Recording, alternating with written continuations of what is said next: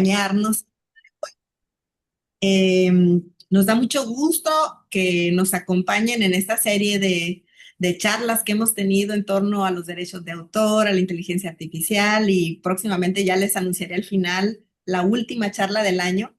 Pero bueno, ahorita vamos con esta que la verdad sí estoy entusiasmada porque siempre, incluso yo todavía estoy pregunte y pregunte eh, detalles sobre cómo le podríamos hacer para usar una imagen, ¿no? Entonces, esta charla que hemos titulado Excepciones y limitaciones a los derechos de autor, herramientas fundamentales para la investigación, la docencia y la academia.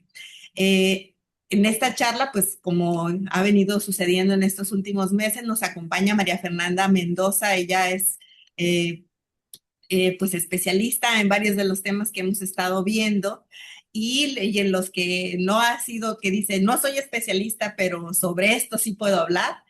Nos ha acompañado y la verdad hemos estado pues con mucho entusiasmo y mucho gusto, ¿no? Bueno, y les voy a leer un breve resumen que ya he leído en otras ocasiones para los que son nuevos, les cuento otra vez. María Fernanda Mendoza, ella es egresada con mención honorífica de la Facultad de Derecho de la UNAM, con especialidad en propiedad intelectual por el Ilustre y Nacional Colegio de Abogados de México y diplomado en Derecho de las Telecomunicaciones por el Instituto de Investigaciones Jurídicas de la UNAM. Dirigió durante 10 años el Centro Mexicano de Protección y Fomento de los Derechos de Autor, sociedad de gestión colectiva que administra y defiende los derechos de los escritores y editores mexicanos. Y también como consultora de IFRO, contribuyó a la creación de las entidades de gestión colectiva de Panamá y Costa Rica.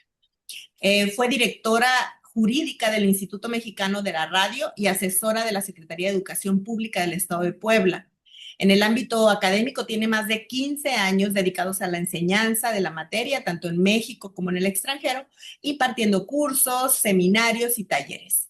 Invitada por instituciones de reconocido prestigio públicas y privadas como la OMPI, CERLAC, la Cámara Latinoamericana del Libro, el Festival Internacional de Cine de Guanajuato, la Feria del Libro de Frankfurt, la FIL de Guadalajara, que ahí nos vamos a ver pronto, y de Monterrey, y la Red al Texto, entre otras.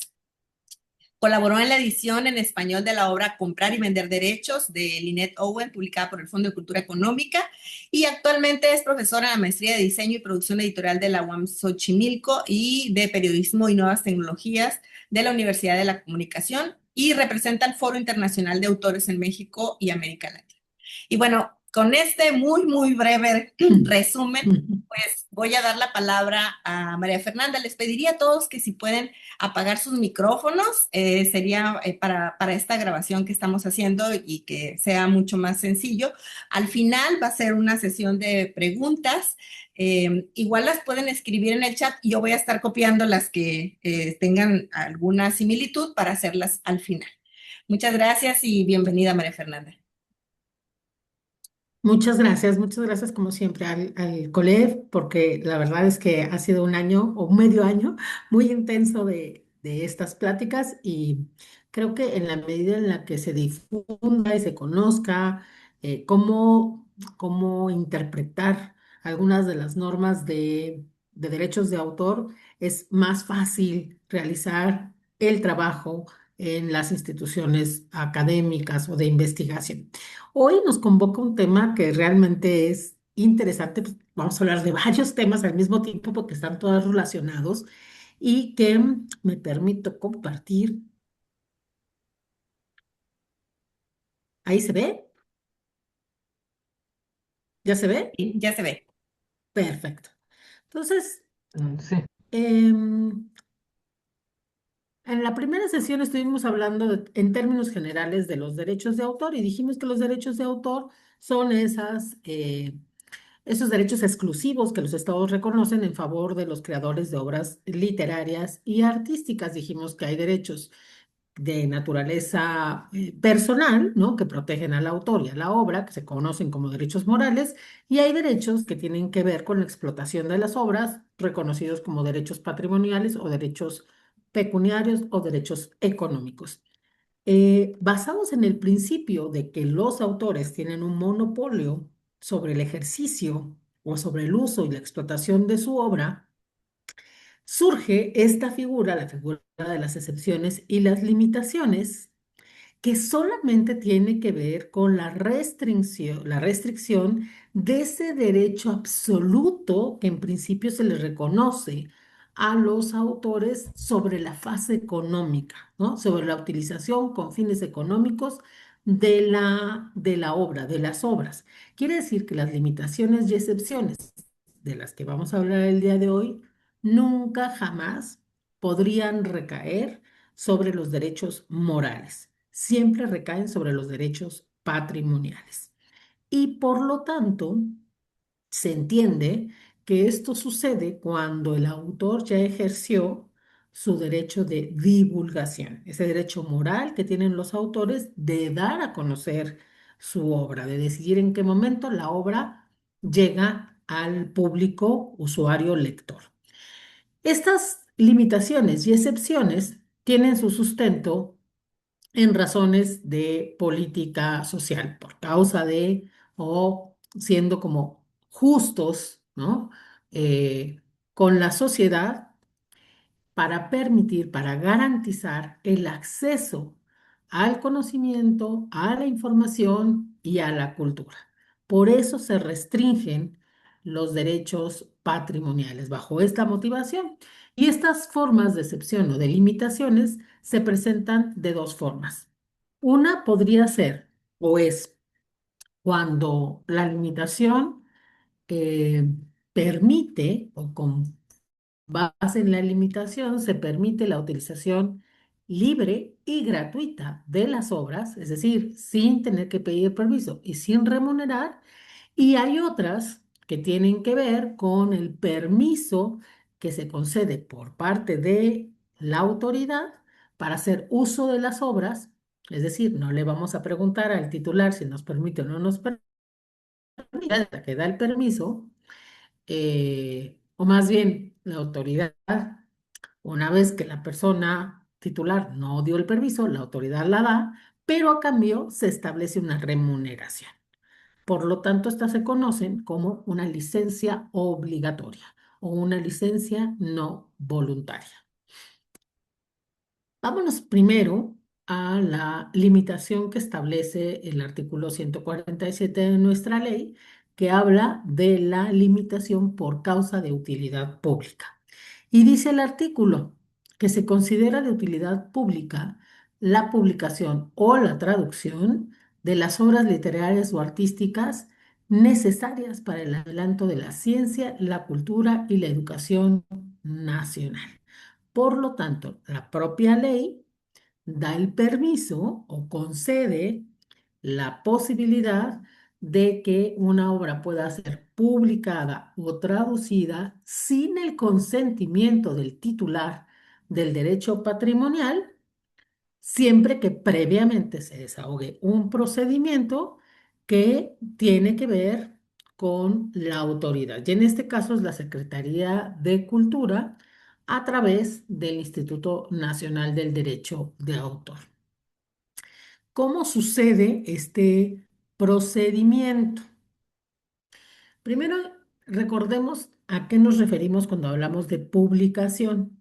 ¿Se acuerdan que publicar es un derecho patrimonial que tienen los autores, decidir si permiten o no la publicación de sus obras? Y cuando hablamos de publicación, de acuerdo con la ley, estamos hablando de la reproducción de una obra en forma tangible y su puesta a disposición del público mediante ejemplares o bien el almacenamiento permanente o provisional por medios electrónicos que permitan al público leerla, conocerla visualmente, táctil o de manera auditiva. Por lo tanto, cuando hablamos de publicación, ¿qué tipo de obras estaríamos considerando? Porque no permite, no estamos hablando de todos los derechos patrimoniales, estamos hablando solamente de reproducción vía publicación o traducción. Si me regreso un poquito, verán que la limitación habla de publicación y traducción. Entonces, ¿de qué tipo de obras estamos hablando? ¿Qué obras se pueden publicar? Pues básicamente las obras literarias, ¿no? son las que se pueden publicar, pero también las imágenes. Y también hay las obras audiovisuales, por ejemplo, un documental. Estamos hablando de la reproducción para poner a disposición la obra. Entonces, no estamos tan limitaditos en el mundo de la declaratoria de utilidad pública. Pero aquí viene el tema, el procedimiento para que se pueda declarar que una obra por utilidad pública puede ser utilizada en esta modalidad. Y entonces, fíjense, la ley y su reglamento fijan las condiciones para que se siga este procedimiento. Y nos dice, puede ser a petición de parte o de manera oficiosa. Y cuando es por oficio, es por conducto de la Secretaría de Cultura a través del Instituto Nacional del Derecho de Autor. El artículo 39 del propio reglamento dice que la declaratoria de utilidad pública procederá cuando concurran las siguientes circunstancias. Y concurrir quiere decir que se presenten las tres circunstancias, no una de tres. Uno, que la obra o sus copias sean necesarias para el adelanto de la ciencia, la cultura y la educación nacionales, según un dictamen que tendría que establecer o hacer o elaborar el autor. Dos, que la obra no cuente con editor o titular de los derechos patrimoniales de autor identificable y que, existiendo este titular, se niegue sin causa justificada a reproducir o a publicar la obra. Y tres, que no exista otra obra sucedánea o similar que se pueda publicar o traducir para no tener que recurrir a esta otra obra. Entonces, para empezar, no nos están poniendo tan fáciles, ¿no? Hay que determinar qué se debe entender por necesarias, ¿no? Y luego, cuando el procedimiento es solicitado por una persona, por un agente, por una institución, por un titular, esta persona solicitante tiene que cumplir con estas condiciones, tiene que darle al indautor esos alimentos para acreditar que la solicitud cumple con lo que establece la ley y el reglamento, lo que acabamos de hablar, de la necesidad. Tiene que también decirle ¿de cuántos ejemplares estamos hablando? ¿Cuál es la producción que va a realizar de esta obra publicada o traducida? Tiene que decirle cuál es el precio o cuál es el destino de estas obras, qué va a hacer con ellas, si las va a repartir de manera gratuita, ¿no? Si es para satisfacer pues la demanda de estudiantes de educación, ahí tiene que explicar qué es lo que va a hacer con las obras. Y además, como estamos hablando de una licencia obligatoria, estamos hablando de una remuneración. Entonces, tiene que decirle al indautor cuál sería la remuneración compensatoria que estaría pagando por esa edición. Una vez que el solicitante aporta estos elementos, la autoridad tiene un plazo de 30 días para decidir si la admite o la desecha. Y también tiene la posibilidad, si le faltan elementos, de pedir o requerir al solicitante que los presente, ¿no? Que provea alguna información adicional con la que no se está contando. ¿Cómo se resuelve por parte de la autoridad? Pues la autoridad tiene posibilidad de llamar al titular de los derechos para que alegue lo que a su derecho convenga, ¿no? Sobre todo, por ejemplo, cuando estamos hablando de que no dio la autorización de manera justificada, se negó a contestar o a permitir el uso de la obra sin una justificación. Y ojo aquí, porque no estamos hablando de un tema económico, no es que a mí no me alcanza para pagar lo que el titular de los derechos está pidiendo por la publicación o la reproducción o el permiso o la licencia para hacer uso de esa obra. Lo que me está diciendo es que no hay una causa legítima o justificada para reproducirla. Y una vez que se cuenta con esa información, el indautor tiene que emitir un dictamen. Con este dictamen, que básicamente es el análisis que hace la autoridad para determinar si la solicitud cumple con todos los extremos de procedencia, la Secretaría de Cultura, que es en realidad el Ejecutivo Federal, podrá emitir un decreto mediante el cual se declara la limitación al derecho patrimonial por una causa de utilidad pública. Y en ese decreto, pues obviamente tendría que hablar y señalar de qué obra estamos hablando, quién es el titular de los derechos morales y patrimoniales, si es que no es la misma persona, cuál es la cantidad de ejemplares o la edición que se va a realizar, hacia dónde van esos ejemplares, cuál es el costo que tienen esos ejemplares y la remuneración que podrá reclamar el titular de los derechos. Hasta aquí todo es maravilloso, ¿cierto?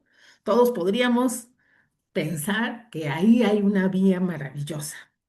La realidad es que nunca jamás en la vida se ha intentado este procedimiento en el país. Nunca jamás. Y yo creo que Erika se ríe y por ahí también yo creo que Yolanda, porque yo siempre digo que yo pago por ver, que el día que quieran intentarlo, me pongo a disposición, porque sería muy interesante conocer cómo resuelve la autoridad. Seguramente en los primeros pasos, en las primeras etapas, en las primeras solicitudes, pues a lo mejor no las van a desechar en los extremos que señalan la ley y el reglamento. Pero una vez que vayamos aprendiendo el caminito, seguramente va a ser mucho más fácil de proveer esos elementos suficientes para que la autoridad pueda establecer un criterio. Y es muy importante porque hay muchas cosas ambiguas, tanto en la ley como en el reglamento, de este procedimiento. ¿Qué hablo cuando decimos son necesarias? Pues ¿a qué nos estamos refiriendo con necesarias, no? O sea, es como solo en caso de pandemia o algo así. ¿O de qué se trata cuando hablamos de necesarias? ¿De qué se trata cuando hablamos de sin causa justificada, ¿no? Se negó el titular. Entonces, todas estas interrogantes se podrían ir desahogando y yo creo que siempre lo he comentado con las instituciones, que esta es una vía maravillosa para las instituciones públicas, ¿no? Porque en muchas ocasiones necesitan, quieren, tienen interés en publicar o en traducir textos que ya no se ubica a los titulares, que no es posible conseguirlos, que no sabemos si viven o mueren, que no sabemos quiénes son los herederos, ¿no? Pero que son necesarias o que son convenientes. Pues yo creo que aquí hay una vía maravillosa para intentarlo. Junto a la limitación, tenemos las excepciones. Y si se acuerdan, cuando hablábamos de los derechos patrimoniales, dijimos que la regla general es que el autor, en principio, o el titular, ejerce un monopolio sobre la explotación de su obra. Sin embargo, existen las excepciones que tienen que cumplir con lo que se conoce como la regla de los tres pasos, consignada o consagrada en el Convenio de Berna. Esta regla de los tres pasos, que es el examen que se debe de realizar por parte de las legislaciones para establecer los casos específicos de excepción, dice, por principio, que cualquiera de esas excepciones no puede afectar la explotación normal de la obra, que se debe de tratar de casos determinados, precisos, específicos, y que no puede causarse un perjuicio injustificado a los intereses legítimos del autor. Cuando se cumplen esas tres reglas o esas tres condiciones, se pueden establecer excepciones eventualmente en las legislaciones. Nuestra ley, que forma parte, digamos, de la tradición jurídica continental, y que desde hace muchos años somos parte del Convenio de Berna, señala en el artículo 148 que las obras literarias y artísticas ya divulgadas podrán utilizarse siempre que no se afecte la normal explotación de la obra, sin autorización del titular del derecho patrimonial y sin remuneración, citando invariablemente la fuente y sin alterar la obra, solo en los siguientes casos. Y como dice, solo estamos hablando de casos específicos y determinados, que nuevamente comento, a mí me parece que son eh, suficientes para poder, en muchos casos, realizar la actividad docente, pedagógica, académica. ¿Cuáles son estos casos de excepción que señala nuestra ley? El primero y el más maravilloso al que todos en algún momento hemos recurrido es la cita de textos, ¿no? Evidentemente, cuando hacemos una cita, tomamos un fragmento, una parte de otra obra y la incorporamos en la obra propia. ¿Y esa cita para qué nos sirve? Pues nos sirve para reforzar, para defender, para acentuar una idea o una posición, o contrarrestar o contravenir, ¿no? O oponernos a alguna idea, algún pensamiento, comparar. Para eso son las citas. Entonces, dice la ley que la cantidad tomada no debe ser de una magnitud que pueda considerarse una reproducción simulada o sustancial del contenido de otra obra. Entonces, es eso, es tomamos un fragmento, pero además, muy importante, siempre citar la fuente, ¿no? Si yo estoy tomando parte de la obra de la maestra Erika, pues yo tengo que decir que esas palabras no son mías, que ese es el pensamiento de ella al que yo me sumo, me allano, me adhiero o con el que no estoy de acuerdo, ¿no? O es un concepto o es una idea que ella provee y entonces yo simplemente la presento también en mi obra. Segunda excepción. Dice la ley que se permite la reproducción de artículos, fotografías, ilustraciones y comentarios de acontecimientos de actualidad, o sea, hechos recientes, vigentes, presentes, publicados por la prensa o difundidos por radio y televisión, siempre que el titular no lo hubiera prohibido de manera expresa. Entonces, nuevamente, ¿qué es lo que se permite? Bueno, pues lo que nos están autorizando a través de la excepción es el uso libre de reseñas de prensas, de artículos, de fotografías sobre temas económicos, políticos, culturales, que se han difundido a través de los medios. Y de nueva cuenta, podemos tomarlos, pero acuérdense, los derechos morales no están limitados, los derechos morales no están restringidos. Por lo tanto, sí estamos obligados a señalar la fuente de dónde lo obtuvimos, ¿no? Y a dar el crédito a los autores. Tercera excepción. La ley permite la reproducción de parte de una obra para la crítica e investigación científica, literaria o artística. ¿Ok? Entonces, aquí ya estamos netamente en en el quehacer académico, en el quehacer docente, parte de una obra para crítica, para investigación literaria, científica, artística, ¿no? Em, ¿Cuándo es cuando eso no está correcto? Me regreso a la regla de los tres pasos. Cuando lo que yo estoy haciendo de tomar, de reproducir parte de la obra, afecta la normal explotación de la obra primigenia o estoy dañando de alguna manera los intereses legítimos del autor.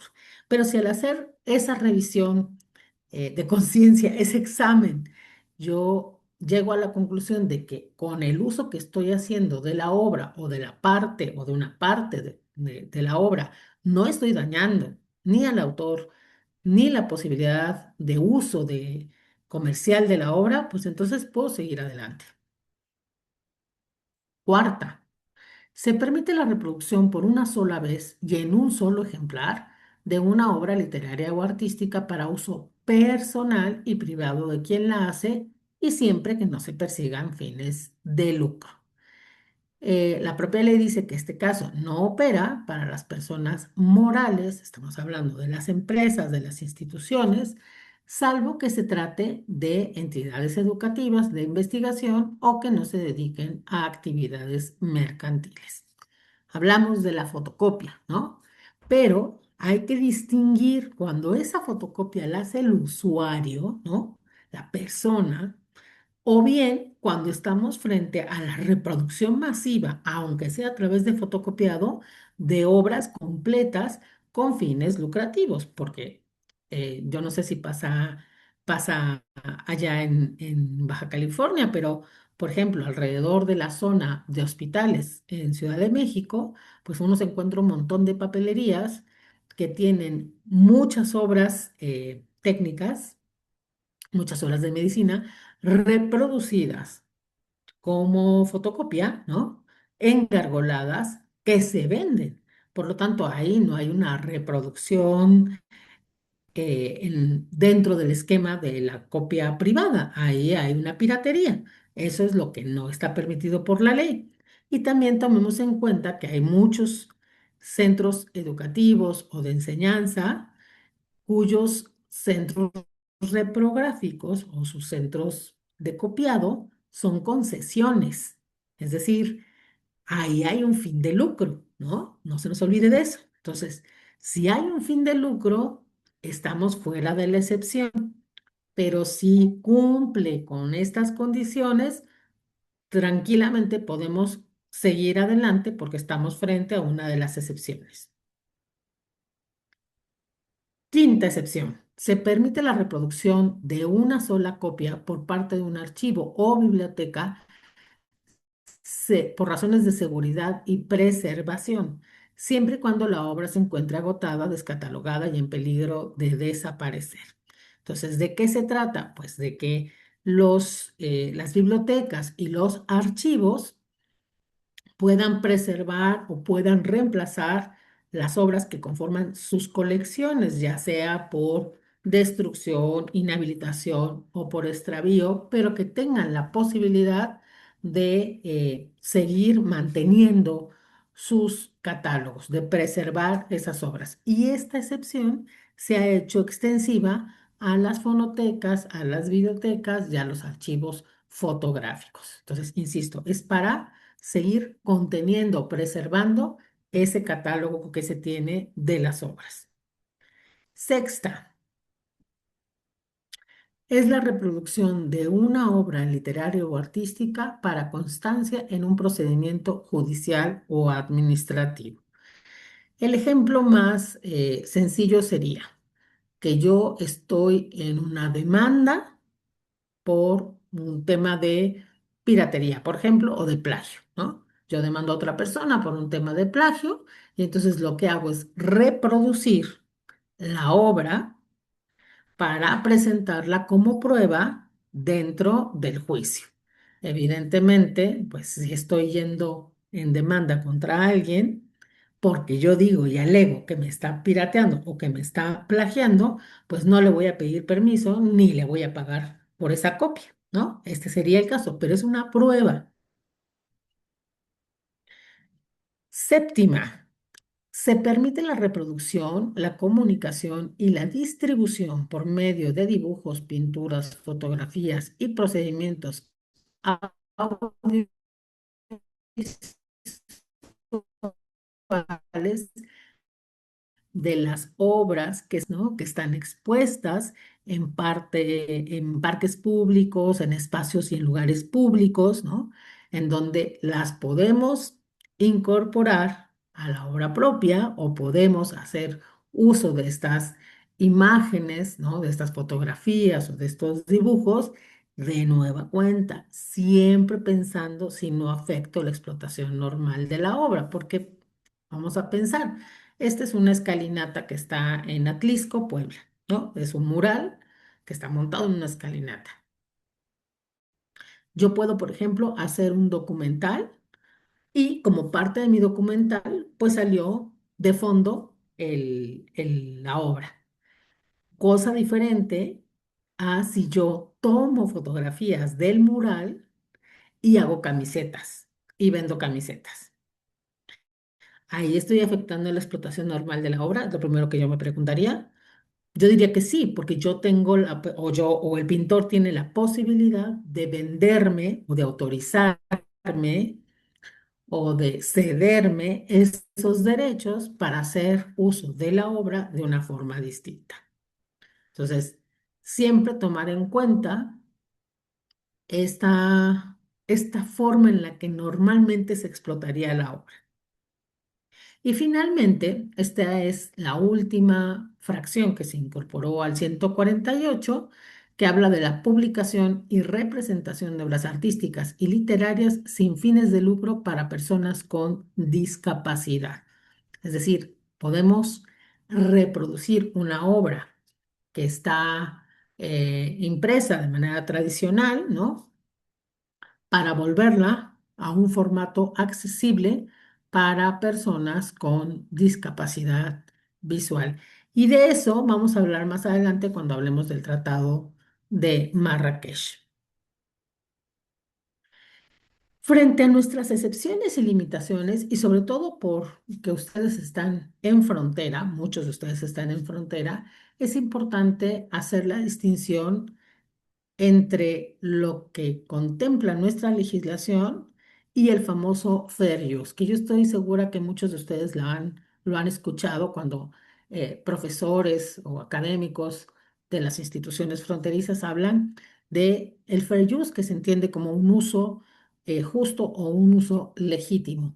Forma parte de la doctrina jurídica copyright, eh, distinta a la nuestra, porque la nuestra es el sistema continental, y lo que permite el fair use es el uso de material con derechos protegidos, ojo, igual que nosotros, material que tiene derechos vigentes, porque si estamos hablando de obras de dominio público, ya son permitidas para nosotros y para ellos, es exactamente lo mismo. Estamos aquí hablando de obras que todavía tienen derechos vigentes y que se usa al autor bajo ciertas condiciones de lo que ellos llaman un uso razonable. ¿Y qué dice el fair use? Bueno, pues que hay que tomar en cuenta o hay que hacer un examen caso por caso para determinar el propósito y el carácter del uso que se hace de la obra. La porción, es decir, el tamaño o la cantidad de la obra primigenia que se está utilizando y la importancia de esta obra o del porcentaje que estamos tomando en nuestra obra. El efecto que tiene el uso de esa porción de obra o de ese fragmento y el valor que tiene el trabajo que tiene derechos protegidos. Y finalmente, si estamos haciendo una explotación comercial o no de esa obra. Entonces, fíjense, a diferencia de nuestro sistema, en el mundo continental o en el sistema continental, estamos hablando de casos específicos, bien acotados y bien establecidos en nuestras legislaciones. Ahí sí nos dicen qué sí podemos hacer y qué no podemos hacer bajo el principio de la excepción, ¿no? Como por ejemplo lo que acabamos de hablar del tema de las bibliotecas. Y que cualquier uso que se realice tiene que ser bajo la óptica de los tres pasos. En el otro lado, es netamente casuístico, o sea, es analizar caso por caso, ¿no? De si hubo o no de ese material cuando tomamos esos fragmentos o esa eh, proporción o ese pequeño que hace con fines también didácticos o fines de enseñanza o para temas de investigación. Siempre tener en cuenta, bajo esta doctrina del fair use, que tampoco podemos afectar el mercado potencial de la obra original y no tenemos o no debemos de perseguir fines lucrativos.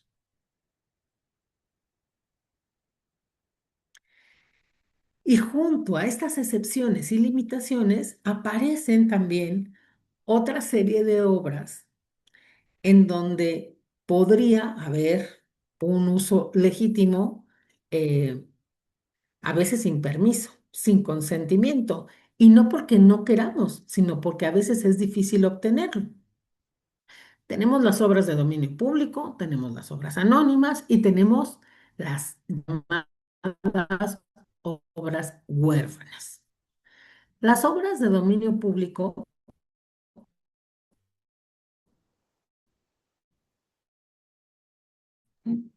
María Fernanda. Para quien no estuvo en la primera sesión, María son Fernanda creo aquellas, que está un poco, se sí, está como entrecortando el video y el audio. Quizá, no sé si a todos les está voy a pasando, quitar mi cámara, a ver si con eso, es probable. Ok. voy a quitar la cámara, a ver si con eso mejora. Sí, muchas gracias. Ok, entonces, cuando hablamos de obras del dominio público, ¿no? ¿Sí, Erika? ¿Mejoró? Sí, ¿Sí? Ok. Cuando hablamos de obras de dominio público, estamos justo frente a esas obras que por virtud de la ley ya pasaron el plazo de protección concedido para el autor o para los titulares de los derechos. Acuérdense que en el caso de México, el artículo 29 señala que las obras se protegen la vida del autor y 100 años a partir de su muerte. Quiere decir que durante esos 100 años, sus causavientes o sus legítimos herederos van a poder seguir disfrutando de los derechos patrimoniales sobre la obra. Una vez que se cumplen esos 100 años, las obras entran en el dominio público. Por lo tanto, cualquier persona puede utilizarlas sin tener que pedir permiso y sin tener que remunerar, pero siempre con la condición de respetar los derechos morales del autor o de los autores. Entonces, esas son las primeras que siempre quitamos porque, bueno, ya están en el dominio público.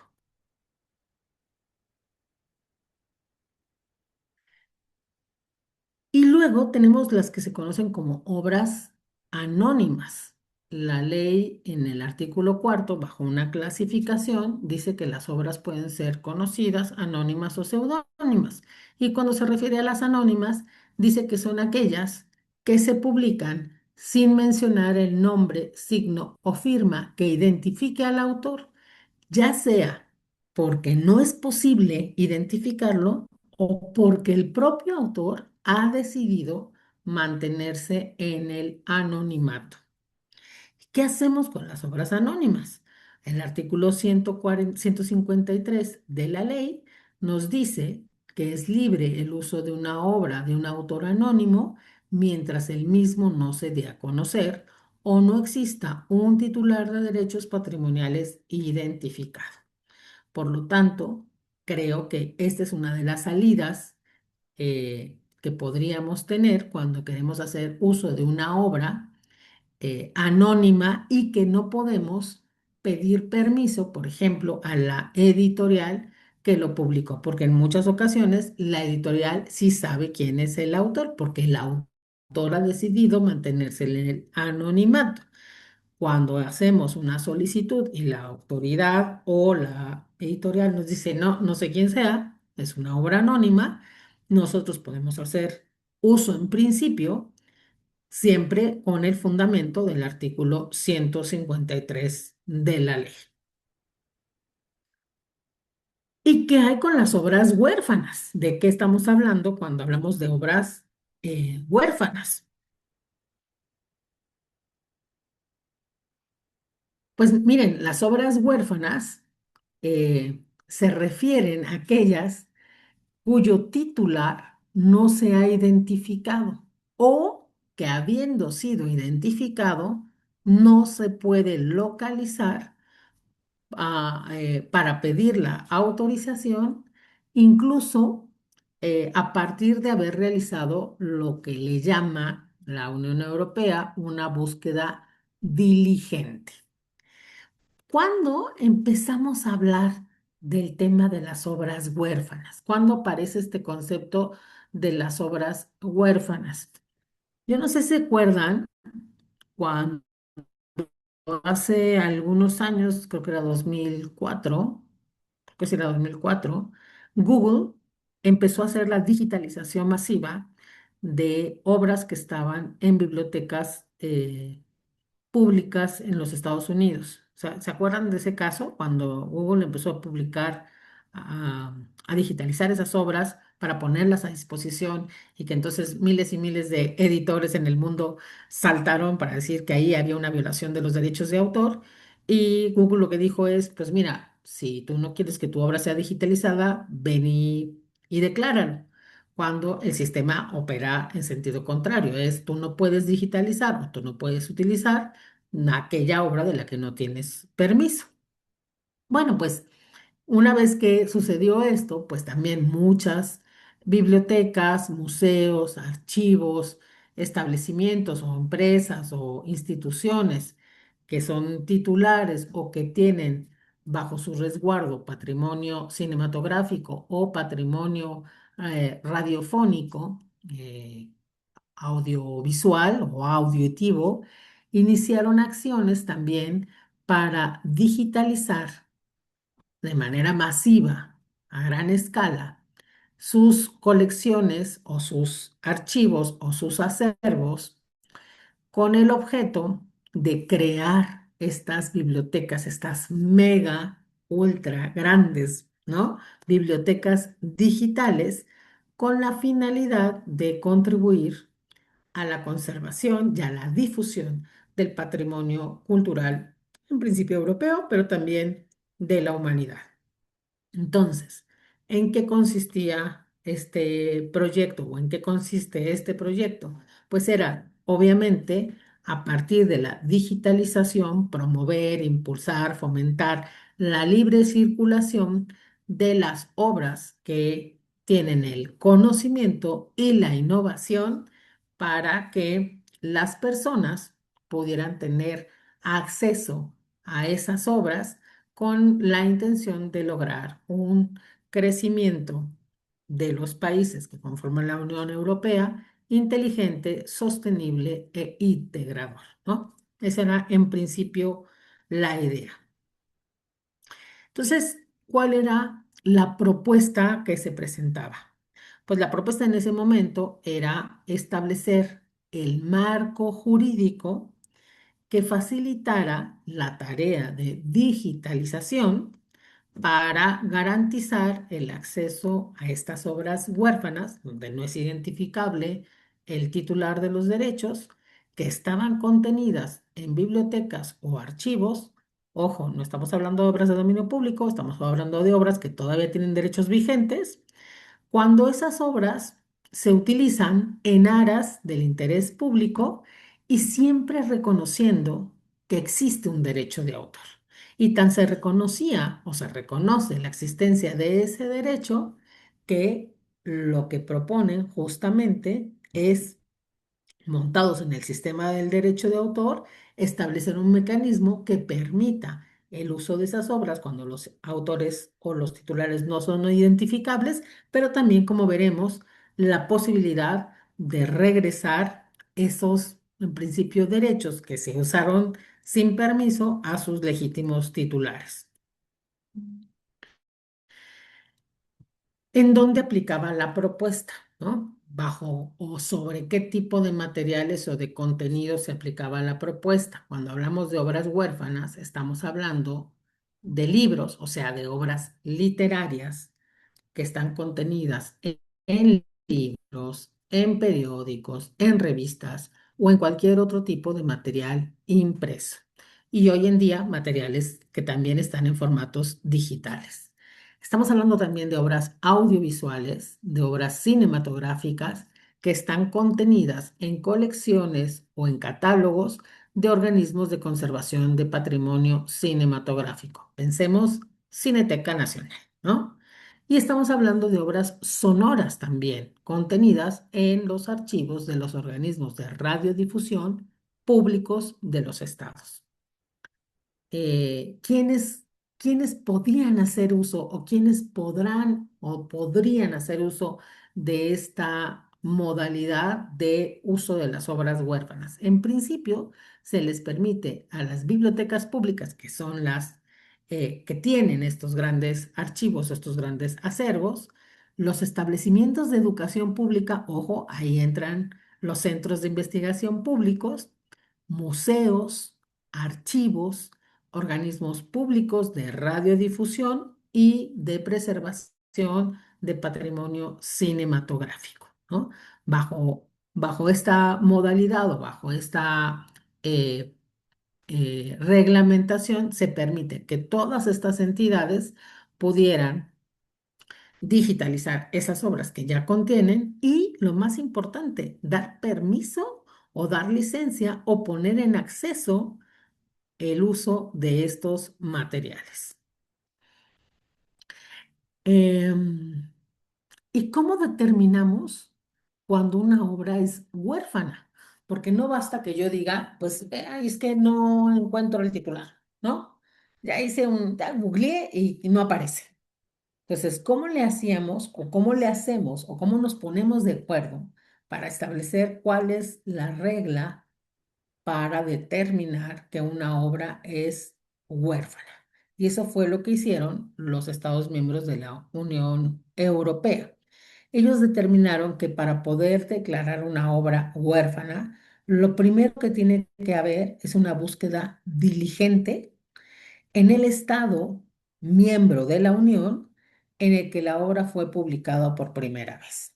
¿Y en qué consiste esta obra, perdón, esta búsqueda diligente? Esta búsqueda diligente y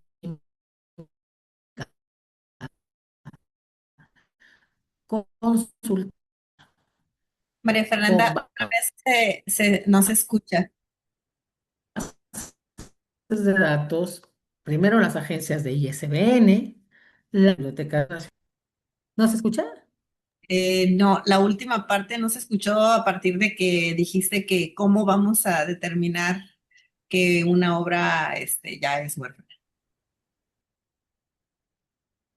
Ok, ahí se escucha otra vez. Sí. Sí. Ok, la manera en la que acordaron era realizar una búsqueda diligente. Y por búsqueda diligente se debe de entender una consulta a todas esas entidades que podrían tener información en relación con la obra o con el autor o con el titular. Pensemos, por ejemplo, en las agencias de ISBN. Pensemos en las oficinas de derechos de autor, pensemos en las cámaras de libro, pensemos en las bibliotecas nacionales, pensemos en las oficinas de depósito, pensemos en las propias editoriales que publicaron por última vez la obra. Entonces, una vez que se hace, pensemos en las sociedades de gestión colectiva. Una vez que se determina que la obra es huérfana, porque una vez de tener respuesta de todas esas entidades, sabemos que no es posible identificar al titular o localizar a ese titular, esa declaratoria de orfandad es válida en todos los países que forman parte de la Unión Europea, sin necesidad de que se vaya haciendo búsquedas diligentes en cada uno de los países que conforman la Unión. Con que se declare en uno de ellos era suficiente para que se considere que la búsqueda diligente se hizo en todos los países que conforman la Unión. De este modo, una vez que se ha declarado que una obra es huérfana, esa obra puede estar a disposición del público siempre con fines de divulgación y de difusión de la cultura y de la educación y obviamente sin fines de lucro. ¿Qué es lo que se permitiría hacer con una obra urbana en aras del interés público? Pues para empezar, se permitiría la conservación y la restauración de esas obras que forman parte de las colecciones de estas entidades autorizadas, estas que hablamos de archivos, museos, centros de investigación, ¿no? Facilitar el acceso de las personas a esas obras sin fines de lucro, pero sí con motivaciones culturales, de investigación o educativas. Y además, la propuesta va un poco más allá porque permite que los Estados miembros puedan autorizar que esas entidades utilicen las obras en una forma distinta siempre que se retribuya a los titulares de los derechos una vez que esos titulares aparezcan, ¿no? Entonces, aquí lo interesante es que no, que hay una flexibilidad en la propuesta de marco normativo. Ahora, lo más interesante, que era un poco lo que yo decía, es que siempre cabe la posibilidad de reivindicar el derecho. Es decir, que se ha realizado una búsqueda diligente. Consideramos que una obra es huérfana y por ahí de repente salta el conejo y dentro de un tiempo aparece el titular de los derechos y acredita fehacientemente ese grado de titularidad. Siempre habrá la posibilidad de revertir esa condición de obra huérfana y darle al titular el derecho de determinar o de reclamar esa calidad de titular para decidir qué quiere hacer o qué permite hacer con su obra. Entonces, eh, creo que lo más valioso a rescatar en esta propuesta de la Directiva Europea, de la Comunidad Europea, es que en muchas ocasiones las instituciones no pueden hacer uso de las obras porque no encuentran a quién pedirle permiso. Y bajo esta modalidad o esta estrategia, lo que te dice es, mira, tú tienes que cumplir con estos pasos y una vez que estos pasos se satisfacen o se cumplen con ello, puedes hacer uso de esa obra en estas condiciones. ¿Qué pasa con las obras huérfanas en México? ¿No? Porque todo está muy bonito hablando de la Unión Europea, pero pues, ¿qué creen? Vivimos de este lado del territorio, ¿verdad? Pues, ¿qué hacemos con eso? Bueno, yo diría que nos regresemos al artículo 153 que hablamos hace rato, cuando dice nuestra ley es libre el uso de una obra de un autor anónimo mientras el mismo no se dé a conocer y termina diciendo o no exista un titular de derechos patrimoniales identificado. Es decir, una obra huérfana, ¿no? Justamente bajo el concepto de obra huérfana. Ahora, yo sí les recomiendo, y creo que ya también lo he hecho en algunas ocasiones con el COLEF, que se lleve a cabo lo que para los europeos es la búsqueda diligente, ¿no? Yo diría, armemos un expediente con el que podamos probar la buena fe antes de hacer uso de la obra. ¿Cómo lo hacemos? Pues para empezar, hacemos una búsqueda de antecedentes registrales ante el Instituto Nacional del Derecho de Autor para saber si la obra está registrada, quién es el titular, quién es el autor y dónde podemos contactar. Que ahí no nos dice nada, que no nos arroja ningún resultado. Bueno, pues también tenemos la posibilidad de acudir a la Cámara del Libro en el caso de las obras publicadas, porque siempre habrá una editorial, ¿no?, que podría decirnos quién fue o dónde está el titular de los derechos. Vamos a pensar, pues, que la Cámara del Libro tampoco nos puede ayudar. Busquemos también a la Sociedad de Gestión Colectiva de la rama de creación que corresponde, que es el Centro Mexicano de Protección y Fomento de Derechos de Autor. Seguramente el CEMPRO nos podría dar orientación de quién es el titular de los derechos y sobre todo cuando estamos hablando de obras extranjeras, es más fácil vía el CEMPRO, que tiene convenios de reciprocidad firmados con entidades de gestión colectiva extranjeras, que podamos ubicar dónde están esos titulares y obtener esos permisos.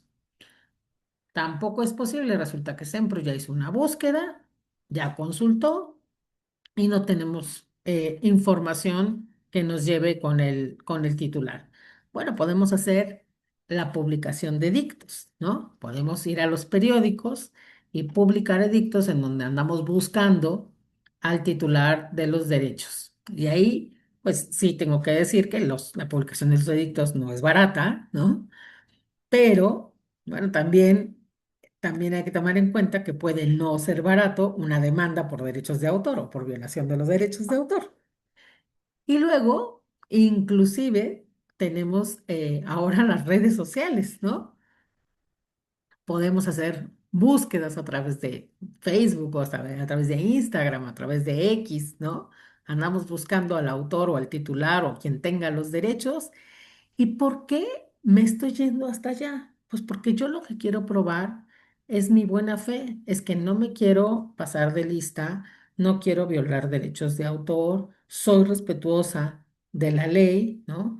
Reconozco que hay un derecho de autor en favor de alguien y lo que yo estoy queriendo hacer es hacer lo correcto. Y toda esa información debe de estar en blanco y negro, ¿no? Tengo que imprimir esas constancias, esas respuestas y generar un expediente.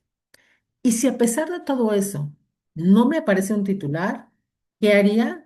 Yo, María Fernanda, diría que es posible llevar a cabo la publicación de la obra con el apoyo del artículo 153 de la ley, ¿no?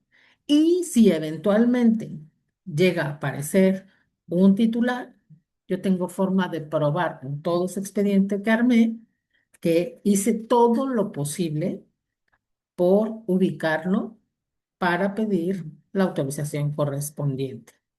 No olvidar tener siempre presente que eventualmente ese titular me puede querer pedir que pague los derechos de autor. Por lo tanto, yo tengo que tener considerado y separado el pago de los derechos de autor, que serían lo mismo que pagaría en el caso de una negociación normal, cotidiana, con un autor, ¿no? Entonces, esa sería mi recomendación, siempre intentar demostrar la buena fe. Eh, yo sé que hay un dicho mexicano popular de más vale pedir perdón que pedir permiso, pero yo prefiero hacer lo segundo. Yo prefiero al revés, pedir permiso antes de tener que pedir perdón, porque luego el perdón puede resultar muy caro en una demanda. Y una vez que hemos hablado de las obras huérfanas, de las obras de dominio público, y de las obras anónimas, hablemos de un tratado hermosísimo que es el Tratado de Marrakech, o conocido como el Tratado de Marrakech, que en realidad se llama el Tratado para facilitar el acceso a las obras publicadas a las personas ciegas, con discapacidad visual o con otras dificultades para acceder al texto impreso.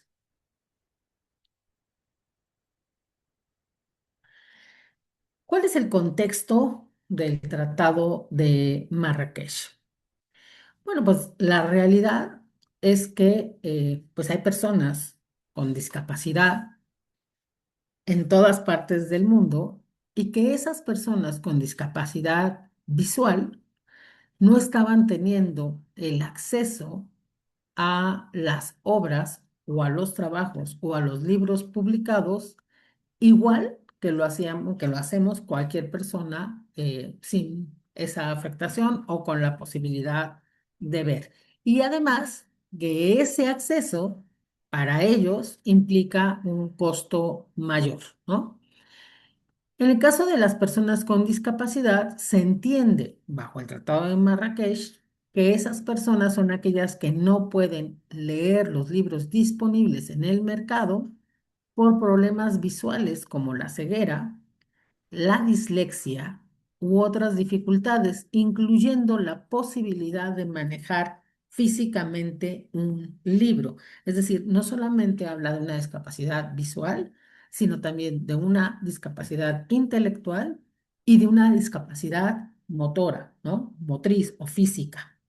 Por eso es un tratado, realmente es un tratado bello, es un tratado eh, muy humano, y yo en lo personal creo que la discapacidad visual es una a la que vamos a llegar todos tarde que temprano, ¿no? Todos vamos a terminar usando lentes.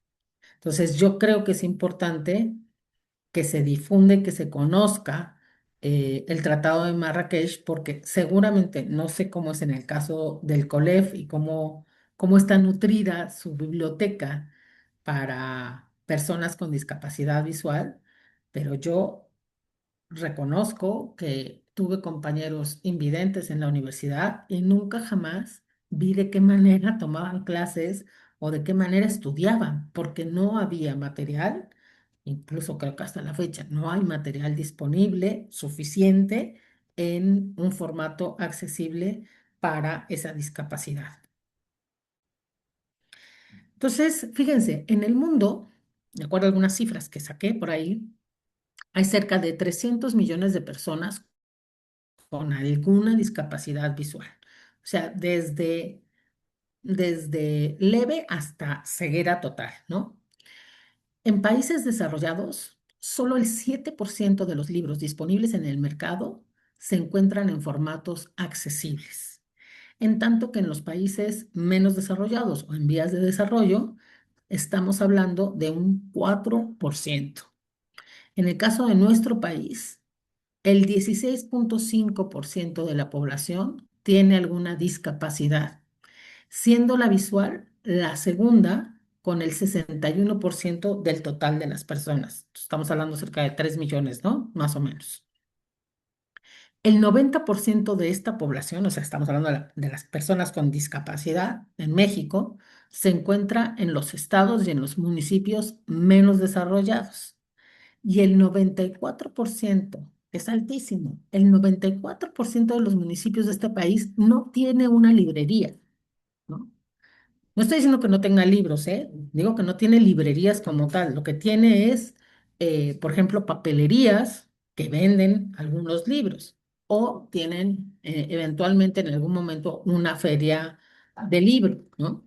Pero hay muchos estados, hasta hace algún tiempo, por ejemplo, en la ciudad de Tepic no había una librería, ¿no? Estamos hablando de la capital de un estado.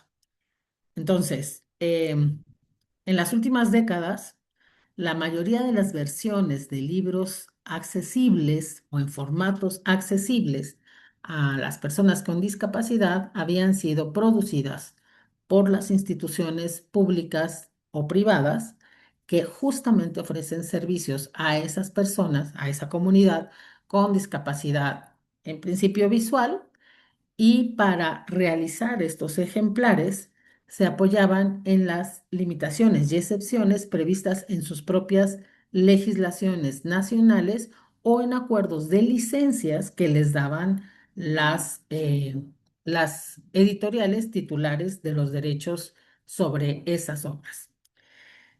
La realidad es que aun cuando estas organizaciones estaban trabajando para conformar sus propias colecciones en formatos accesibles, el marco jurídico o el marco legal que tenían los países o que tienen los países no era suficiente para garantizar, para permitir los intercambios transfronterizos de los archivos que contenían estos materiales. Entonces, esto se agravaba sobre todo en países en vías de desarrollo por la carencia propiamente de los libros. Ante esta situación y obviamente ante una demanda pujante o presente de las organizaciones que representaban a los invidentes, una de ellas, la de Estados Unidos, liderada por el eh, músico Stevie Wonder, muchas organizaciones le pidieron a la OMPI que convocara a una reunión internacional para que se lograra tener un tratado que facilitara la disposición o compartir estos archivos que contienen libros en formatos accesibles para todo el mundo. Y así es como la OMPI convoca en el 2013 para que se lleve a cabo estas reuniones internacionales que culminaron en la firma del Tratado de Marrakech en junio de 2013. El tratado establecía que entraría en vigor cuando firmaran, cuando se ratificara por 20 países. El primer país que suscribió y que ratificó el Tratado de Marrakech fue la India en el 2014 y México entró al tratado eh, siendo el noveno país, ¿no? Hoy en día el Tratado de Marrakech es una realidad que ha sido muy útil porque hay muchos países que ya contienen material accesible en formato o material en formato accesible que permite que esos archivos lleguen a países que no tienen la capacidad económica para producir o para generar esos textos en estos nuevos formatos. Porque no solamente estamos hablando de braille, estamos hablando de otros formatos como pueden ser los hipertextos o pueden ser los audiolibros, para que no solamente se pueda leer, digamos, porque no todo el mundo también lee braille. Y también una cosa bien interesante, el idioma en el que están creados estos textos en formatos accesibles. Fíjense, es bien curioso, pero de los países que tienen mayor catálogo en formatos accesibles son los países escandinavos. Entonces, pues qué padrísimo que haya el Principito, ¿no? En noruego o en sueco, pero pues a nosotros no nos sirve. Nosotros necesitamos en español, ¿no? Y como yo les decía, no solamente estamos hablando de discapacidades visuales, estamos hablando también de discapacidades intelectuales, o sea, la posibilidad de hacer libros para otro tipo de discapacidades, como también podría ser la discapacidad motora. Hay gente que tiene una hemiplegia, ¿no? O cuadraplégicos y no pueden manipular un libro. Entonces, necesitamos que ese tratado nos permita generar un texto que a lo mejor puede ser visto en una computadora o que a lo mejor puede ser eh, reproducido en audiolibro. ¿Cuál es el propósito del tratado? Yo les decía que es un tratado bellísimo, que es un tratado humano, pero en realidad a lo que me refiero que es un tratado de derechos humanos, que promueve la no discriminación, el acceso y la participación y la inclusión plena y efectiva de la sociedad a las obras, ¿no? A las obras creadas. Entonces, ¿cuál es el propósito de Marrakech? Facilitar el acceso de las personas con discapacidad a los libros, a las obras literarias en formatos accesibles. ¿Y por qué estamos hablando del Tratado de Marrakech en una plática de derechos de autor y no de derechos humanos? Bueno, porque finalmente estamos hablando de libros, estamos hablando de obras y esas obras tienen derechos morales y derechos patrimoniales establecidos en favor de sus creadores. Entonces, si bien el Tratado de Marrakech tiene básicamente toda su referencia a la protección de los derechos humanos de las personas con discapacidad, evidentemente también cuida el derecho que tienen los titulares de los derechos de autor, porque lo que pretende es que no se afecte los intereses legítimos de los autores. Es decir, eh, se trata de que, bajo estos casos de excepción, nuevamente, ¿no? Que establece nuestra ley, se permitan unos usos muy acotados de las obras, pero que ese uso no dañe al autor o no le cause un perjuicio a los autores o a los titulares de los derechos. Entonces, ¿qué es lo que permite o qué es lo que impone o qué es lo que establece el Tratado de Marrakech? Bueno, pues primero en razón de ser un tratado, se trata justamente de que las legislaciones se armonicen, las legislaciones nacionales de derechos de autor, para contemplar dentro de su propia eh, norma u orden esta limitación o esta excepción relativa al derecho de reproducción, de distribución y de puesta a disposición de las obras para facilitar la disponibilidad en un formato accesible que beneficie a los que son considerados beneficiarios por el propio tratado. Incluso esta limitación, esta excepción, permite que se realicen aquellos cambios mínimos necesarios para que las obras pasen, digamos, a un formato accesible, alternativo, para que puedan ser contempladas, ¿no? Yo les pongo ahí un ejemplo de un producto que se está analizando o que se está creando en Estados Unidos que le llaman el, ¿cómo es? El Ring Rider, que quiere decir el anillo lector, ¿no? Que se pone en un anillo que está conectado a una especie de escáner. Entonces, conforme el dedo va pasando por el texto, ese va captando la, el texto y lo va convirtiendo en una computadora, de tal manera que la persona puede ir leyendo lo que viene en la obra impresa en su propia computadora. Y me parece que, bueno, como esas hay varios inventos que están intentando eh, presentar diferentes eh, modalidades para hacer accesibles las obras. Nuestro país ya contemplaba dentro del reglamento una excepción a los derechos patrimoniales para beneficiar a las personas que tenían discapacidad visual. Estaba en el artículo o está dentro del artículo 44 del propio reglamento de la Ley Federal del Derecho de Autor, que dice, no constituye violación al derecho de autor la reproducción de obras completas o partes de una obra, fonograma, videograma, interpretación o ejecución o edición, siempre que se realice sin fines de lucro y con el objeto exclusivo de hacerla accesible a invidentes o sordomudos. La excepción prevista en este artículo comprende la traducción o adaptación en lenguajes especiales destinados a comunicar las obras de dichas obras. Y entonces uno se pregunta, bueno, pues si ya estaba en el reglamento, ¿qué necesidad, ¿no? De ponerla en la ley, ¿no? ¿O por qué tuvimos que modificar la ley para hacer cabida a esta nueva excepción?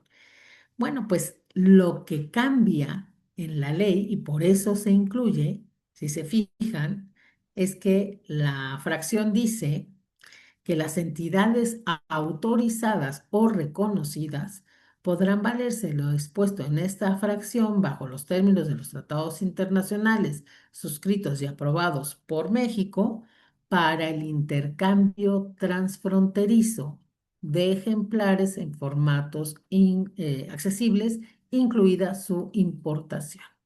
Y eso es lo que cambia en relación con el reglamento, que hasta antes de la entrada de esta nueva fracción, lo único que se permitía era que dentro de nuestro territorio nosotros hiciéramos los cambios que se requirieran para hacer accesible la obra en un formato accesible.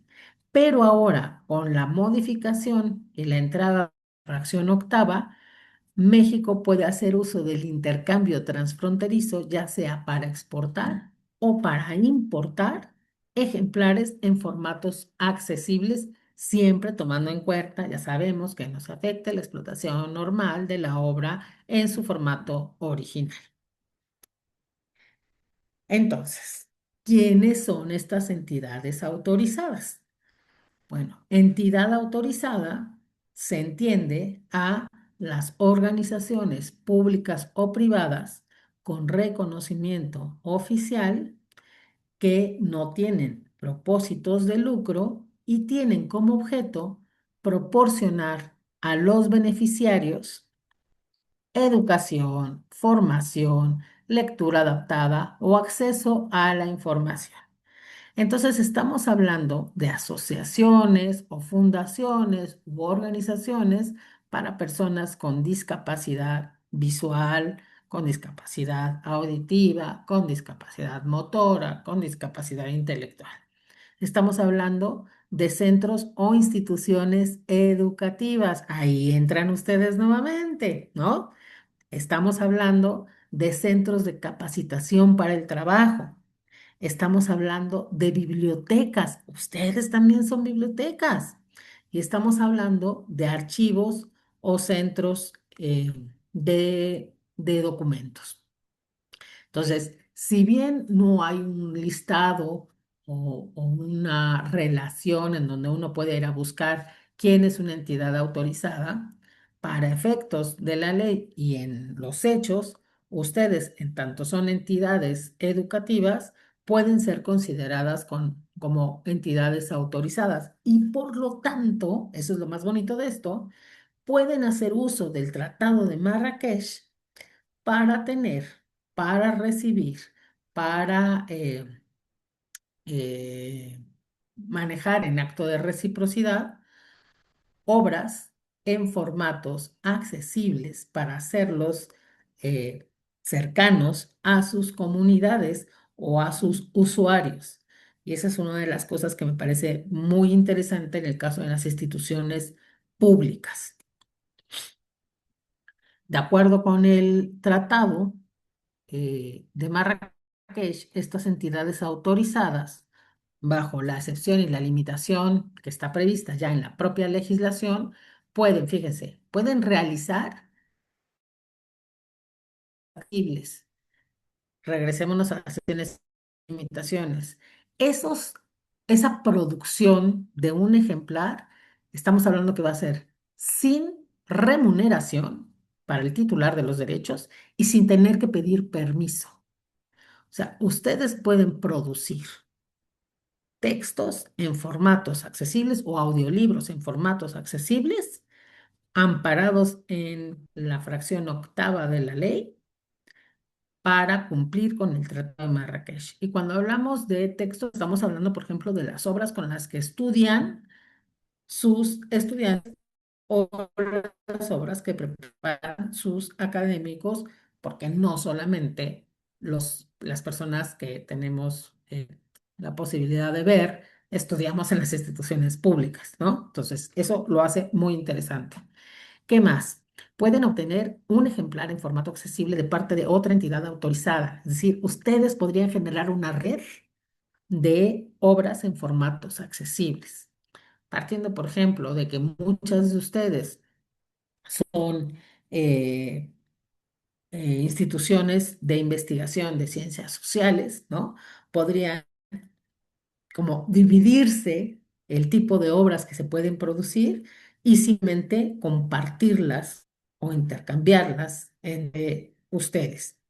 Pero además, mejor aún, pueden suministrar estos ejemplares a los beneficiarios, o sea, a los usuarios, incluyendo el envío de esas obras por medio digital, ¿no? Y eso no sería tomado como un acto ilegal o un acto de piratería. Y más aún, vámonos allá afuera de las fronteras.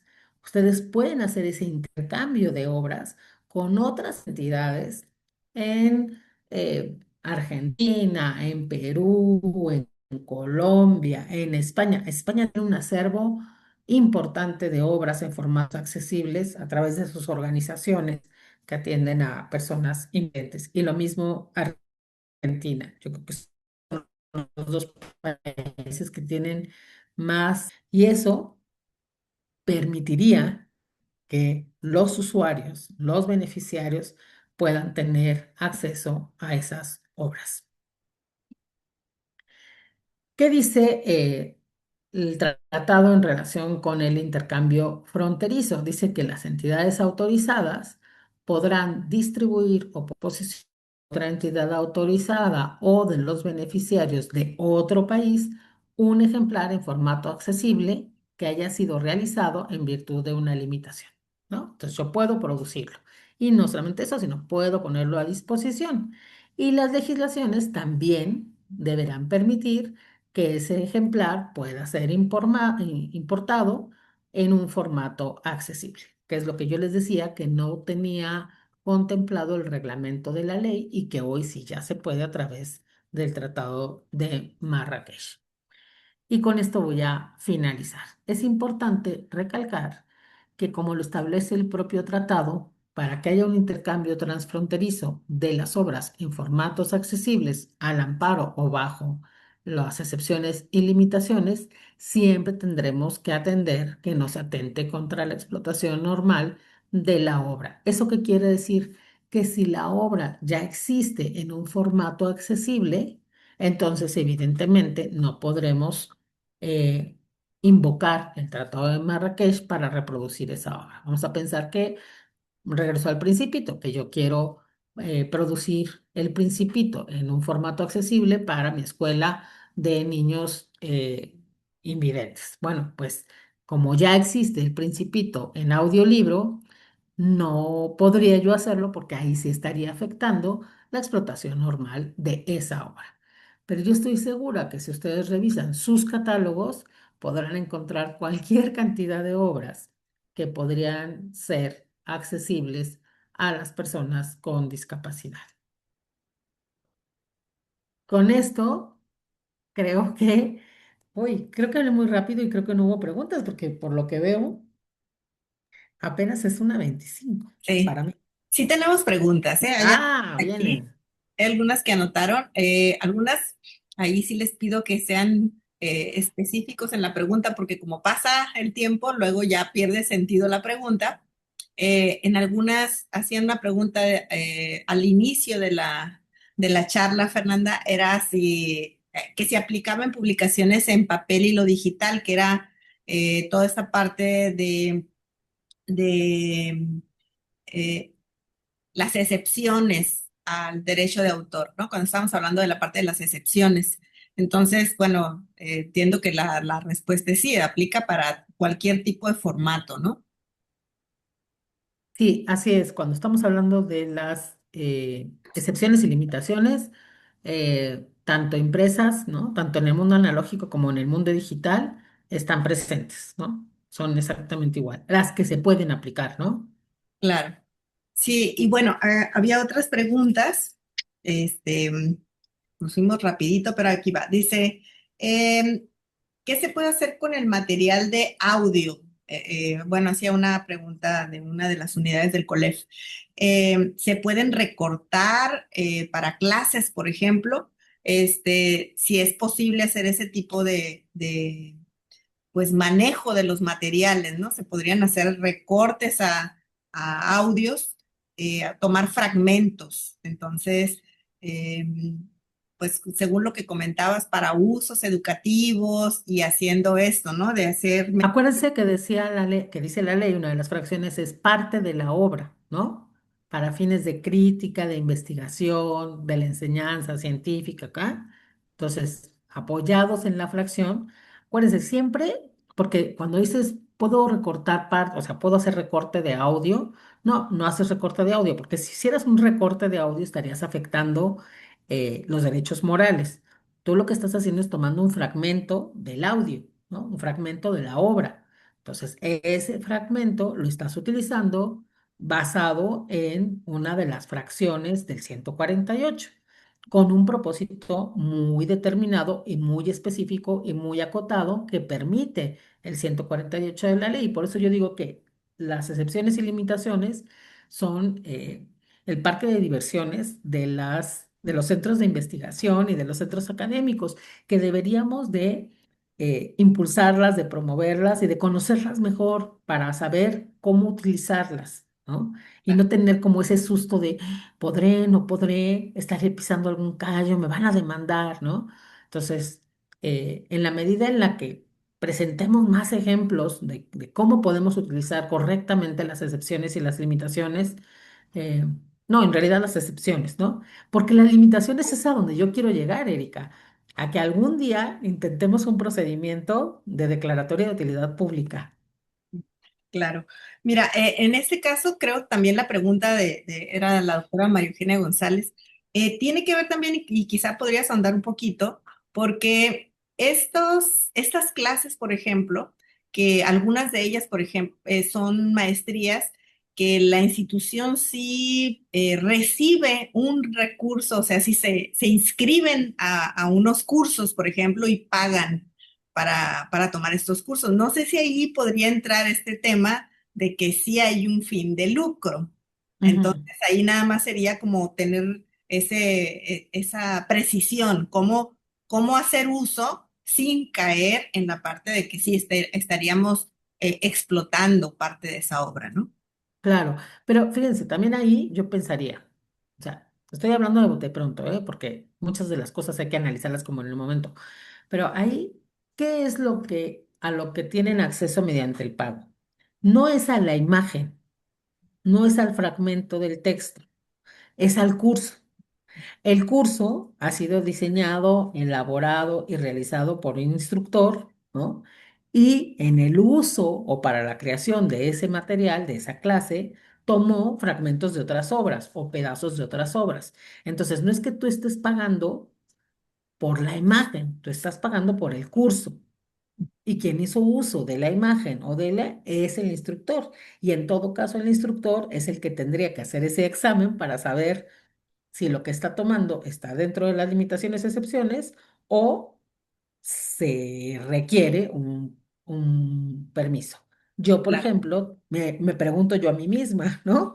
María Fernanda, tú necesitas un permiso de alguien y yo me contesto, no, porque yo no estoy vendiendo el curso.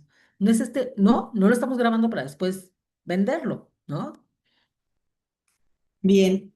Bueno, hay otra pregunta que dice, en caso de obras publicadas en otro país, ¿se aplica la legislación mexicana? Em, En caso de obras publicadas en otro país, cuando el uso lo voy a hacer en Un México, autor sí, sí, sí. mexicano publica, no sé, en Colombia o en Europa, que si le aplican las leyes mexicanas o le aplican las No, leyes. no, le aplican las leyes del país en donde se publica la obra, claro. Y bueno, hay otra pregunta, dice, si un autor crea una obra gráfica sin fines de lucro, con imágenes de otros autores, ¿se debe pedir permiso a cada autor o esa obra gráfica es una obra nueva? Creo que la vimos un poquito en la otra. Sí, ahí sería depende, porque ahí estamos hablando de derechos morales. O sea, si yo tomo otra obra y a partir de ahí puede pasar dos cosas. O estoy haciendo una reproducción no autorizada, ¿no? O estoy generando una obra derivada. Habría que pensarlo, ¿no? O sea, tendríamos que como analizar el caso en específico para saber si lo que estamos haciendo sí requiere autorización, permiso, sobre todo, más que por el derecho patrimonial, por el derecho moral en el caso del uso de otra obra y por el derecho patrimonial, porque dice la ley que para que tú puedas publicar una obra derivada, tienes que tener autorización del titular de la obra primigenia cuando estamos hablando de una obra con derechos vigentes. Sí. Y esa también creo que la vimos en la charla pasada, pero dice, en el caso de obras publicadas después de la muerte del autor, ¿quién quedaría como titular de los derechos? El que legítimamente señale el testamento o a falta de testamento, un juez. Pues creo que, a ver, creo que fueron las últimas. Aquí hay otra, dice, dice, si un autor de una obra sin fines de lucro quiere usar imágenes de una revista de 1930, de la que no hay mucha información sobre la editorial, pero ya no sigue activa desde 1935, ¿puede usar dichas imágenes? Que es un poco lo que estábamos hablando de las obras huérfanas. Es exactamente, ese es el ejemplo de las obras huérfanas. ¿Qué tendrías que hacer para usar esas imágenes? Tendrías que hacer una búsqueda, ¿no? Y armarte tu expediente para que en caso de que venga una reclamación, tú puedas probar que intentaste llegar al titular de los derechos de esas imágenes, no necesariamente al autor, ¿eh? Porque a veces el autor ya no es el titular, podrían haber sido obras por encargo, ¿no? O podría ser que la revista tenga los derechos o que haya adquirido en su momento los derechos sobre las imágenes. Entonces, siempre es importante, insisto, tenemos el 153 de la ley que nos permite hacer uso de esa obra, pero para curarnos en salud, cuidemos las formas y hagamos una búsqueda de esos antecedentes.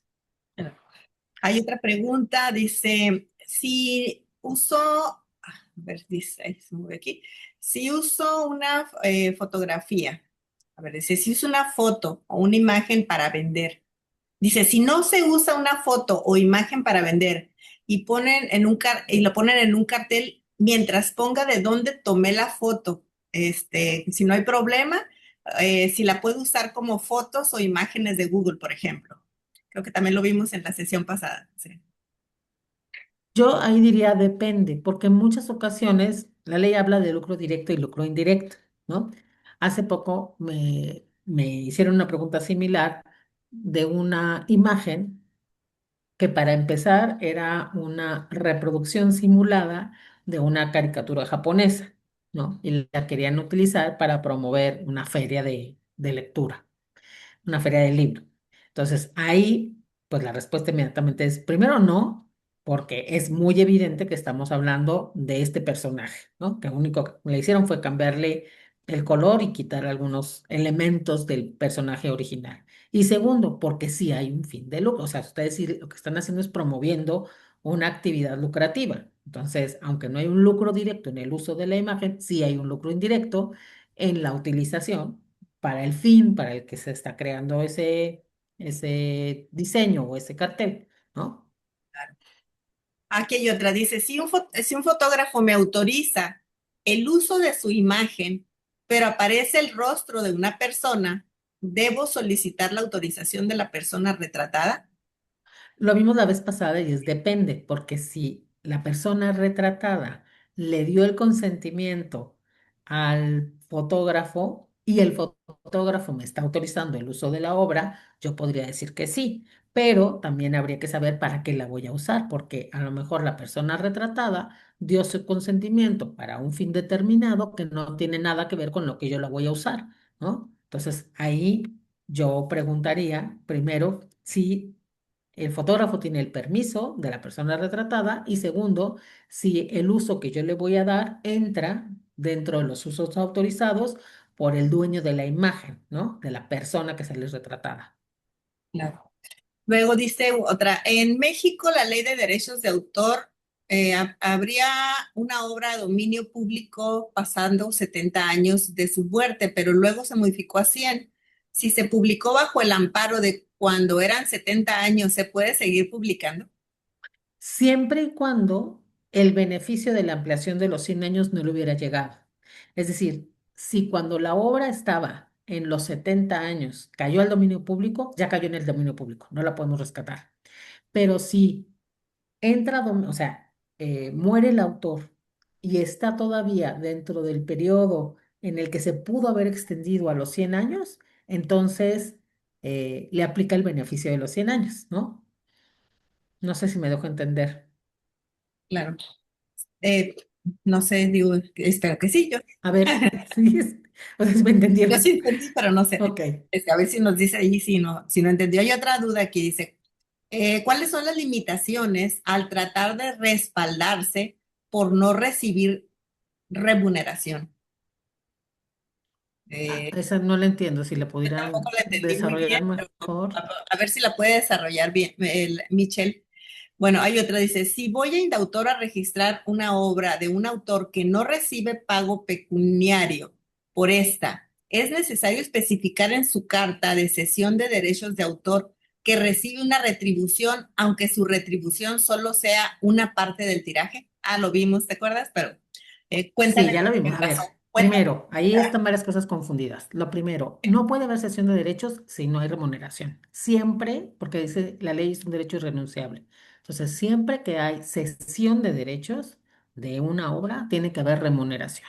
La remuneración puede ser en efectivo, en dinero o en especie. Si le estás pagando con especie, con el tiraje de la obra, se entiende que hay remuneración. Entonces, cuando vas a hacer la inscripción a derechos de autor, te van a preguntar dos cosas, quién es el autor y quién es el titular.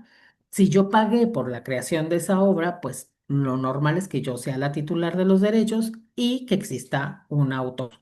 Y lo que me van a pedir acto seguido es que yo lleve un documento con el que acredite cómo adquirí esos derechos de autor. Entonces, en esa carta tiene que quedar claro que ese autor realizó la obra por encargo o que ese autor un contrato me está cediendo la titularidad de los derechos patrimoniales para que quede inscrita como autor Erika, titular Fernanda. Claro. Sí, aunque, bueno, ya comentamos un poco, Fernanda, la última vez que fui a Indautor y que decían, tiene que ser en recursos, pero al final ya recapacitaron y ya dijeron, Pero no este, sé por qué te lo pidieron a ti, porque yo llevé después de eso otra y a mí no me lo pidieron, ¿eh? que es según el Mucho abogado. depende del dictaminador que te toque. Exacto. Bueno, hay otra pregunta que dice, dice, al generar un audio o video con inteligencia artificial, los voy a remitir a todos a las charlas anteriores porque están muy buenas y también María Fernanda nos hizo el gran favor de informarnos al respecto, pero bueno, aquí viene una duda, dice, al generar un audio o video con inteligencia artificial, hay que indicar solo que se usó IA sin derecho de autor porque no sabemos exactamente de dónde tomó la info la inteligencia artificial. Es que no hay derechos de autor cuando por lo menos hasta ahorita, la ley y la autoridad no reconoce autoría y por lo tanto no reconoce derechos de autor sobre contenidos producidos con una IA. Claro, Entonces, pero también ni es siquiera importante, que declares. claro, señalar también Sí, lo que dijo ahora la Suprema Corte, que pues no vamos a poder registrar obras si están hechas con IA, ¿no? Entonces también hay que tener cuidado al respecto.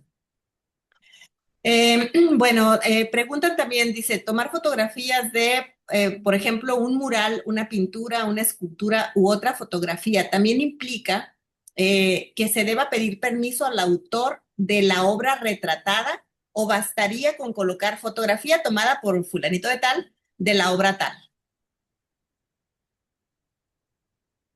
ok, pero a ver, entonces, es que dice, si Le tomó, tomamos le tomó fotografías, fotografía a una pintura o a una escultura o a un mural. Y entonces pregunta es que que esa es la que pusimos. Es que esa es una de las excepciones de la ley, es decir, cuando tomamos fotografía o video o dibujo de obras plásticas o obras arquitectónicas o obras pictóricas que están en lugares públicos, podemos hacer uso de ellas, sí, siempre y cuando no afectemos la explotación normal de la obra, ¿no? Entonces, y acuérdense que como los derechos morales no están exceptuados, ni restringidos, ni limitados, sí tenemos siempre que hacer cita, ¿no? No solamente, a ver, si estamos tomando fotografía, imagínense que estamos tomando una fotografía a su vez de una pintura. Bueno, pues tendríamos que dar dos créditos, el crédito del fotógrafo y el crédito del pintor, ¿no? luego está, dice, en el caso de una fotografía tomada en un evento público, con la intención de plasmar la asistencia al evento, ¿se deben siempre difuminar los rostros? No siempre, ya lo hablamos la sesión pasada. Depende si es parte de un colectivo, ¿no? Es parte menor del grupo, pues no es necesario, ¿no? Estamos hablando de un meeting o de una marcha o cosas así, pues no es necesario. Yo donde sí lo recomiendo es en el caso de los menores de edad. Ahí sí, tomarlo Sí, siempre desde atrás, ¿no? Cuidar las identidades de los niños o y de las también creo infancias. que habíamos platicado un poquito también sobre pueblos originarios, ¿no? También, ¿no? Algo así, también en Ujú. este. Bueno, dice, ay, se está moviendo mucho. Dice, ¿qué pasa si nos piden sesión de derechos para una publicación digital, pero no nos dan nada a cambio excepto la publicación de la obra? Nuevamente, no podemos ceder derechos si no nos están retribuyendo. Si la retribución es en especie y nos dan un ejemplar de la obra y ese ejemplar porcentaje del tiraje o es adecuado para lo que se tiró de la obra, se hizo de ejemplar, bueno, entonces sí estamos siendo retribuidos, ¿no? Y sí podemos hacer esa sesión de derechos. Lo que no podemos hacer es una sesión de derechos a título gratuito. Y en esos casos, la recomendación es que se dé una licencia de uso a título gratuito de tal forma que el autor no se desprende de sus derechos patrimoniales, pero sí permite que se use la obra bajo ciertas condiciones y para ciertas actividades. Claro, y también había otra forma que también puedes donar también, ¿no? Puedes hacer como una donación de esos derechos. Puedes donar los Sí, o sea, derechos. podrías donar lo que te iban a dar, o sea, me Ah, iban a dar sí, esto, pero yo se lo puedo dar a la institución porque no me interesa. claro, claro, pero ya ejercí, o sea, digamos, entraron y salieron de mi bolsa, ¿no? Claro. Otra pregunta dice, eh, Aquí dice, mil gracias por las respuestas. Dice, si un autor de una obra de divulgación sin fines de lucro quiere usar dos fotografías, ahí se mueve este, que el autor, a ver, ¿dónde está? Que el autor tomó, Otra vez. va de nuevo porque está, sabes que se me mueve. Si un autor de una obra de divulgación sin fines de lucro quiere usar dos fotografías que él tomó de una parte de la estructura del gran canal de desagüe, y ya investigamos con el ayuntamiento, la Secretaría de Gestión Integral del Agua y con esas entidades, no hemos recibido respuesta. Además, en particular, no encontramos esa construcción histórica en el catálogo de Lina. ¿Pudiéramos usar esas dos fotografías al armar el expediente de la evidencia que no recibimos ninguna respuesta sobre quién pueda otorgar los derechos? Es una obra arquitectónica, ¿no? O sea, es Eh, una obra fotográfica sobre una obra arquitectónica, Sobre un canal, al es lo que parecer estoy es un entendiendo. canal, un canal de desagüe, gran canal de desagüe. Es Que yo me que imagino. lo que quiero entender es que ahí hay una obra de, arquitectónica, porque si no, si es un canal de desagüe, perdón mi ignorancia, pero pues ahí no hay ninguna obra, ahí no hay derechos de autor. Entonces, no sé, o los derechos de autor son sobre la fotografía, o sea, la fotografía es de alguien, o porque no estoy entendiendo ahí la pregunta. Si nos puede Eh, ayudar más para tener Voy claro de a qué estamos ampliar aquí hablando. nada más, Jessica, porque él se llama Gran Canal de Desagüe, pero no lo conozco. Entonces, Ok. ahí tenemos que ampliarlo, ¿no? Dice, otra pregunta. Si le digo a una persona que se puede publicar la foto porque no tiene los derechos, entonces la persona procede a tomarle foto a la foto para poderla utilizar. Podría poner en notas de pie fotografía de la fotografía y ya no requiere los derechos. Bueno, lo que pasa es que esa es una reproducción de otra obra, ¿no? O sea, no hay ninguna aportación de una obra novedosa sobre la foto. Entonces es una reproducción de la reproducción.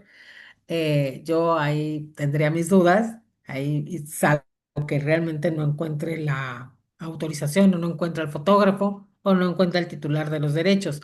Yo sugiero que en esos casos se haga también una búsqueda y ya que no se tiene respuesta, entonces sí se podría hacer el uso de la obra, ¿no? Pero abusados con Más eso bien ella porque... estaba preguntando, creo, era si alguien, si yo le dije, no la publiques, pero yo sí la quiero publicar, más bien es más o menos lo que entiendo de la pregunta, es tomarle la foto a esa foto, ¿no? Pero pues creo que no, no sería lo ideal.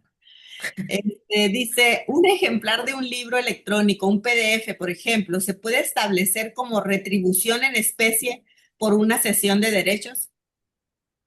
Así. Sí, sí, pero pues ahí y depende también de cuál es el uso que se le da a la obra, ¿no? Pues en muchas ocasiones, dime si no estoy mal, Erika, ustedes también pagan con derechos de autor, con acceso a los PDFs o Al archivo, sí, a exacto. los archivos, ¿no? Normalmente, en el caso del colegio, por ejemplo, no usa DRMs, entonces eso puede ser, es un ejemplar múltiple, vamos a llamar, porque se puede reproducir tantas veces como, Ujú. sí. Y dice, a ver, hay otra pregunta, dice, entonces Indautor sí queda conforme con que nosotros pongamos que el pago será en especie. Es que últimamente está muy quisquilloso. Saludos, Fernanda, excelente profesora en materia de derechos de autor, dicen. Ok. ¿Cómo? Es que dice que si Indautor sí queda conforme con que nosotros pongamos que el pago será en especie, porque dice que últimamente están muy quisquillosos los de Indautor, y si es cierto, y te mandan saludos y que eres una excelente profesora. Ay, qué linda.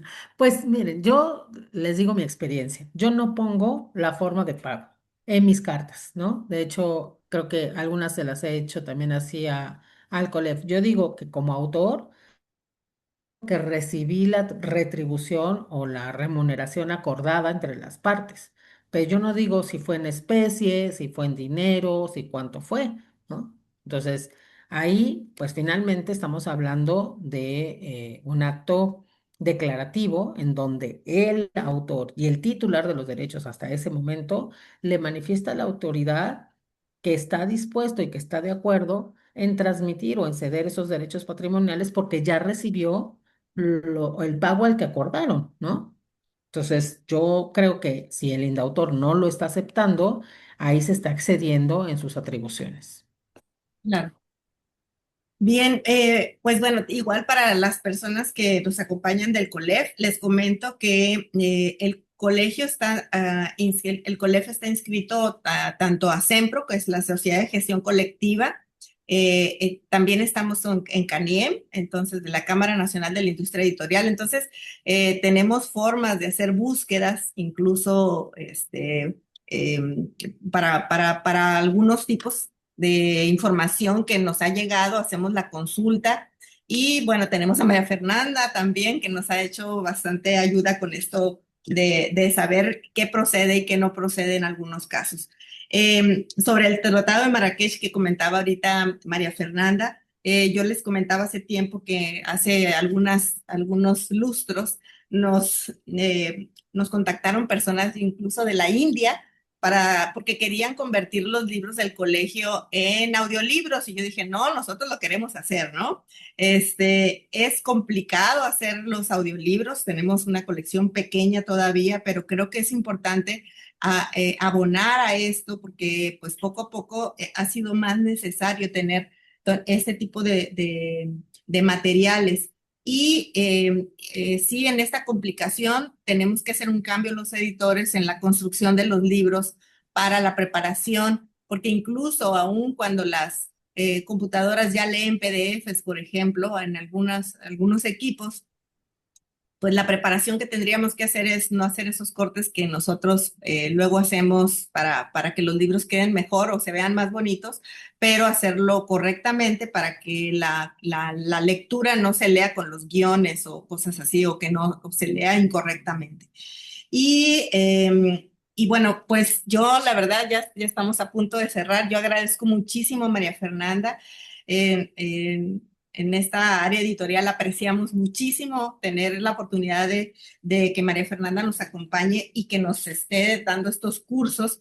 Y quiero hacer de una vez la invitación porque el nueve de diciembre vamos a tener la última charla del año con María Fernanda y creo que va a ser pues muy importante para nosotros. Vamos a hablar, ahora sí que el título se los pongo más adelante, pero vamos a hablar sobre plagio y piratería. Entonces, creo que nos va a servir bastante. Eh, Pasaremos luego la información ya concreta con horario y todo, pero pues muchísimas gracias María Fernanda, muchísimas gracias a todos los que nos acompañaron el día de hoy.